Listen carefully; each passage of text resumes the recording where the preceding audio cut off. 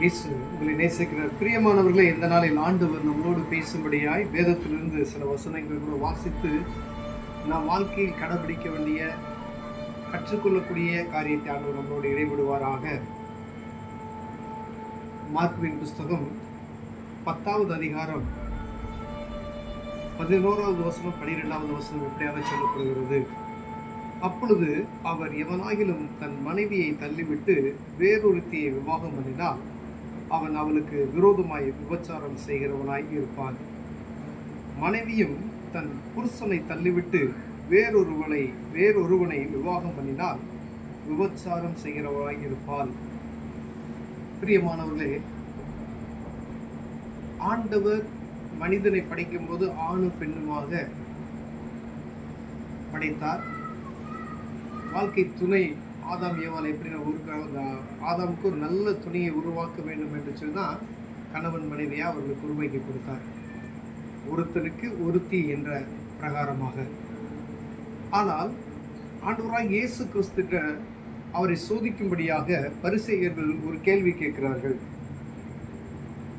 அப்பொழுது பரிசேயர் அவரை சோதிக்க வேண்டும் என்று அவரிடத்தில் வந்து, புருஷனானவன் தன் மனைவியை தள்ளிவிடுவது நியாயமா என்று கேட்டார்கள். பாருங்க, அவங்க கேட்கறது தள்ளி விடலாமா விடக்கூடாதா, நியாயப்பிரமாணத்தில் எப்படி எழுதியிருக்கு அப்படின்லாம் சோதிக்கும்படி ஆண்டவராக இயேசு கிட்ட கேட்குறாங்க. ஆனால் இது தவறு என்பதை ஆண்டவர் அவர்களுக்கு சொல்லும் பொழுது நியாயப்பிரமாண புஸ்தகத்தில் எழுதியிருக்கு. இவங்க பாருங்க, வேதத்தை வாசிக்கிறவர்கள் கீழே அதை பார்த்தீங்கன்னா பாருங்க, அவர் பிரதியுத்தரமாக, மோசே உங்களுக்கு கட்டளையிட்டு இருக்கிறது என்ன என்று கேட்டார். அதற்கு அவர்கள் தள்ளிச்சட்டை எழுதி கொடுத்து அவனை தள்ளிவிடலாம் என்று மோசே உத்தரவு கொடுத்திருக்கிறார் என்றார்கள். இயேசு அவர்களுக்கு பிரதியுத்தரமாக, உங்கள் இருதய கடினத்தின் நிமித்தம் இந்த கட்டளையை உங்களுக்கு எழுதி கொடுத்தார். இந்த ஆண்டவர் உருவாக்கில் ஒவ்வொரு மனிதனுடைய இருதய கடினத்தின் நிமித்தமாக மோசே உங்களுக்கு என்ன செஞ்சாரா, எழுதி கொடுத்தார் என்று வேதத்தில் ஆண்டவர் சொல்லுகிறதை நாம் பார்க்க முடிகிறது. பிரியமானவர்களே, நம்முடைய இருதயம் கபடுள்ளதாய் திருக்குள்ளதாய் இருக்கிறதே ஆண்டவர் அறிந்திருக்கிறார்.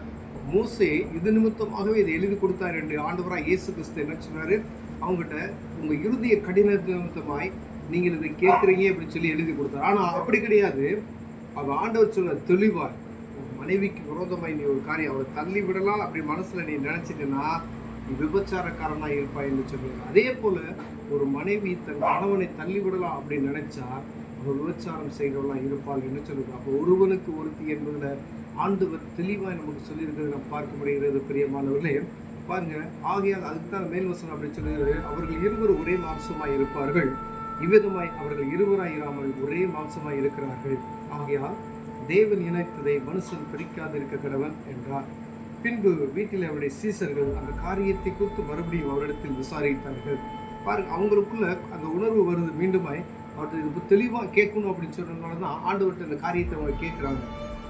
மோசே இப்படி எழுதி கொடுத்துருக்கிறாரே, நீங்கள் இப்படி சொல்கிறீங்களே அப்படின்னு சொல்லி மீண்டும் அந்த காரியத்தை சொல்லும்போது தான் ஒரு கணவனானப்பட்டவன் அதில் வசனத்தை தெளிவாச்சிருக்கார். அப்பொழுது அவர் எவனாயும் தன் மனைவியை தள்ளிவிட்டு வேறொருத்தியை விவாகம் பண்ணினால், தள்ளுச்சீட்டை கொடுக்கலாம் என்கிற காரியமே இருக்கக்கூடாது.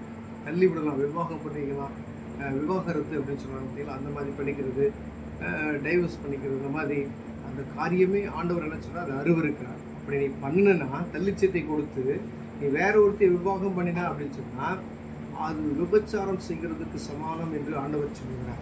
நம்ம நினச்சிடும் கவர்மெண்ட்டில் ஈஸியாக நம்ம என்ன செஞ்சிடறோம், டைவர்ஸ் வாங்கிக்கிறோம் அப்படின்னு சொல்லி நம்ம நினைக்கிறோம்.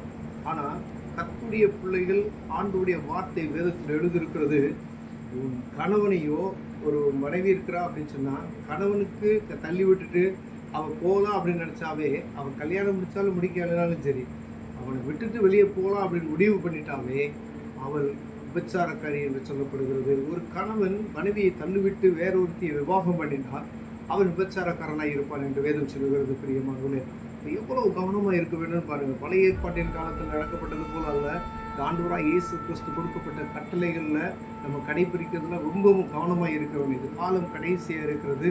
குடும்பத்துக்கு விரோதமாய் பிசாசானவன் உள்ளே புகுந்து குடும்பங்களை சீரழிக்கிற காரியங்கள் எல்லா இடத்துலையும் நடக்கிறது. கணவனுக்கு விரோதமாய் மனைவியை தூண்டிவிடுவது, கணவனுக்கு விரோதமாய் கணவனை தூண்டிவிடுவது, இந்த மாதிரி காரியங்கள் நேகமாய் நடக்கிறதை நாம் பார்க்க முடிகிறது. பிரியமானவர்களே, அதனால் என்ன செய்யணும்னா ஒரு குடும்பத்துக்குள்ள மூன்றாவது நபரை உள்ளே விடாதபடி கவனமாய் நீங்க இருக்கும்படி ஆண்டவர் உங்களோடு பேசி கொண்டிருக்கிறார். கணவன் மனைவிக்குள்ள இருக்கக்கூடிய காரியம் எப்படியா இருந்தாலும் சரி, அதை நீங்க என்ன செய்யணும், ஒரு குறிப்பிட்ட நேரத்துக்குள்ள நீங்க அதை சமாதானப்படுத்தணும். நீங்க தேவையில்லாத இன்னொரு ஆளை உள்ள நுழைய விட்டீங்கன்னு வச்சுங்களேன், சமாதானத்தை கெடுத்து உங்க குடும்பத்தை என்ன செஞ்சிருவான், பிரிக்கிற லெவலுக்கு கொண்டு போயிடும். இது சத்ருவினுடைய வேலை. குடும்பத்தை சீரழிக்கிறது யாருடைய வேலைன்னா அவனுடைய வேலை தான். ஏன்னா ஆதாம் ஏவாள் கிட்ட அந்த உருவாக்கப்பட்ட அந்த காரியம் பார்த்தீங்களா, அவங்க அங்கே உள்ள அந்த பிசாசானவர் நினைச்சுதான் குடும்பங்களை சீரழிக்கிறது தான் அவனுடைய வேலை.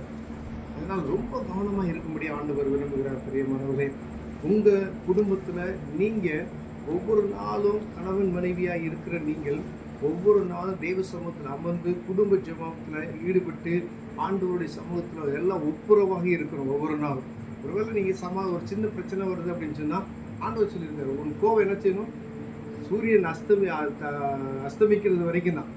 நீங்கள் அதுக்கு அப்புறம் நீங்கள் கோவப்பட்டுலாம் இருக்கக்கூடாது. ஒரு வாரம் ஒருத்தங்களாம் பேசினேன்னா ஒரு வாரம் பேசலை, 2 வாரம் பேசலை அப்படின்னு சொல்லலாம். அப்படிலாம் இருக்கக்கூடாது. ஆண்டவர் வேதத்தில் சொல்லி அதுதான் பைபிள் நீங்கள் வாசிக்கணும். ஆண்டவருடைய காரியத்தை நீங்கள் அறிஞ்சுக்கணும்னு சொல்கிறது. ஒருவேளை நீங்கள் அப்படி செய்யலை அப்படின்னு சொன்னீங்கன்னா உங்களுக்கு இருதயத்தை வழிவிலக போக செஞ்சிருவாங்க. அடுத்த ஆள் உள்ள நுழைஞ்சு உங்கள் குடும்பத்தை சமாதானத்தை கெடுத்துருவாங்க. தேவ சமூகத்துக்கு போங்க, ஆண்டவர் உங்களோடு இடைப்படுவார். ஒருவேளை கணவன் மனைவியாக இருக்கிறவங்க நீங்கள் ஒவ்வொரு நாளும் தெய்வ சமூகத்தில் ஜபித்து ஆண்டவர் சமூகத்தில் ஒவ்வொரு நாளும் அவர்கிட்ட விசாரிக்கணும். நீங்கள் உங்கள் குடும்பத்தை குறித்ததான காரியம்னா அவர்கிட்ட தான் நீங்கள் தெரியப்படுத்தணும். நீங்கள் ஒவ்வொரு நாள் கரம் கோர்த்து நீங்கள் ஜபிக்கும் போது ஆண்டவர் என்ன செய்வார், பெரிய காரியத்தை செய்வார்.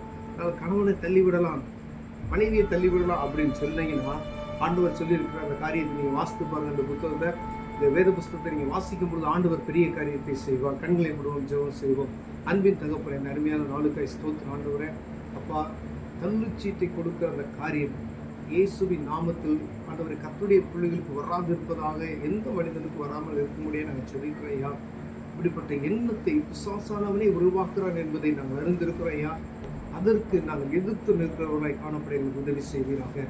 டைவர்ஸ் பண்ற அந்த நிகழ்ச்சி இனி ஆண்டவரே எங்கும் இல்லாதபடி காத்துக்கொள்வீராக. இதை பார்த்து கொண்டிருக்கிற ஒவ்வொரு குடும்பத்துக்குள்ளையும் கர்த்தர் உலாவி அவர்கள் இருதயத்தை தேற்றி அவர்களை சமாதானப்படுத்துவீராக நான் ஜெபிக்கிறேன். இயேசுவின் நாமத்தில் பிதாவே. ஆமென்.